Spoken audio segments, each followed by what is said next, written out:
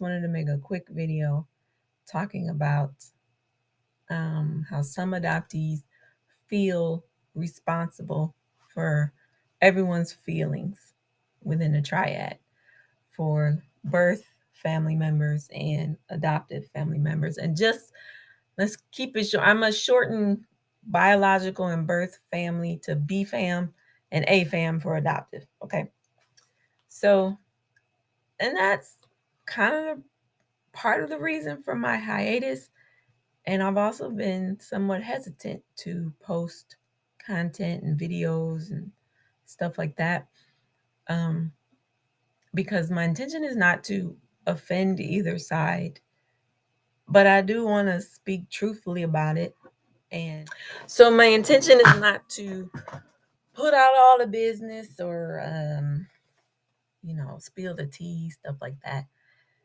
But it is my story. Like the things I said in one of my other videos, yeah, I mean, that's how I got here. That's my origin story. So I'm not trying to open up old wounds or be cavalier about it, but in order to be authentic and real, it is what it is and it ain't what it ain't. So it's just one of those things. And to this tool right here, videos and content and YouTube, if I would have had something like this as a kid growing up, it would have been monumental for me. It would have helped me so much. So that's my intention, is to reach younger adoptees or even adoptees who feel like they haven't healed that primary wound yet, because it's difficult and it's hard. And society kind of views adoption as this win-win fairy tale, and it's kind of presented to people in that way, and especially recently with certain Supreme Court rulings. So, but I think we all need to get really clear about how the lifelong effects that birth mothers have, that the adoptee has, that adoptive family members can experience.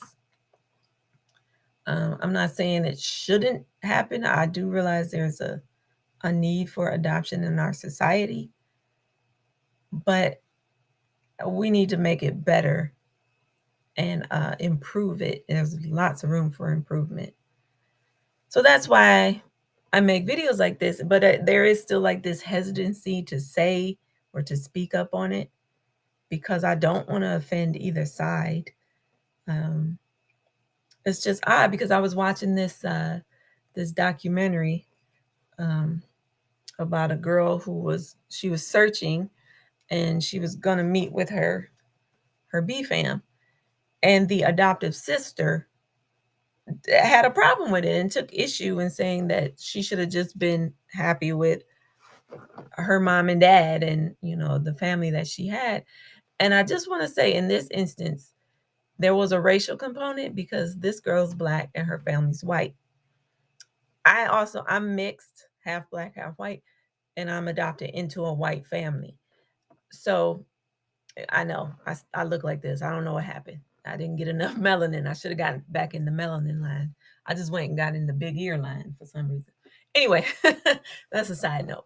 So it's just, so for especially for transracial adoptees in America, there's going to be more of a need or want to seek out that lineage and heritage and to know more. Um, so for that A sister who was offended, I just, it's almost like I don't know how to get somebody else who's not adopted to understand it. And then if you're not a person of color either, you're not transracially adopted, you've never like dealt with that, then that's a whole nother layer of trying to get someone to understand that. And I don't know if you can. I don't know if you can really know what it feels like. So, you can read books and watch content and all that and interact with adoptees and certainly be an ally. But I guess there's just some things where I'm going to just say, you won't understand this. So you might need to just check your feelings at the door and just be supportive. Because when I sought out my BFAM, I wasn't, It wasn't in trying to be ungrateful or or hurtful to my A fam. I just had a lot of questions that I needed answered. And so this turmoil is kind of, I remember when I was younger, and I would talk about when I got older, I was going to find my biological family, my B fam. And just like automatically, my friends would say, "But won't that upset your mom and dad?" And it was just like, I, it's just like that's exactly where their mind went to. And I was like, "But why?" And in my case, it didn't. As far as I know, it didn't upset them. I mean, they helped me look because they knew how important it was to me. Um, so I was blessed in that sense. On the B family side, for the longest time, I knew that my half siblings didn't know about me. Now, update to that, two of them do. Two of them on my mother's side. So I met my sister. But anyway, that's other videos coming. And when I met my sister, I had actually looked her up on Facebook years ago, and it would have been so easy to just hit that message button, right? But then it's like I didn't want to like blow up her world, like drop in like a bomb, like, "Hey, I'm your sister," and so I kind of put my feelings to the back because I wanted to know her, I wanted to meet her, but I couldn't just think of myself in that moment. So it's like I'm responsible for everybody's feelings, and it's not fair. I just want to meet people. I just want to know people. I don't want to like cause problems, but it's just questions I have, and it's just things I want to know.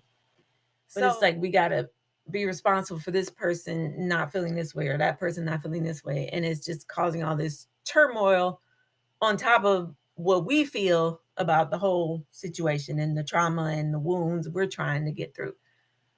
So it's a lot. So that's just what I wanted to touch on today.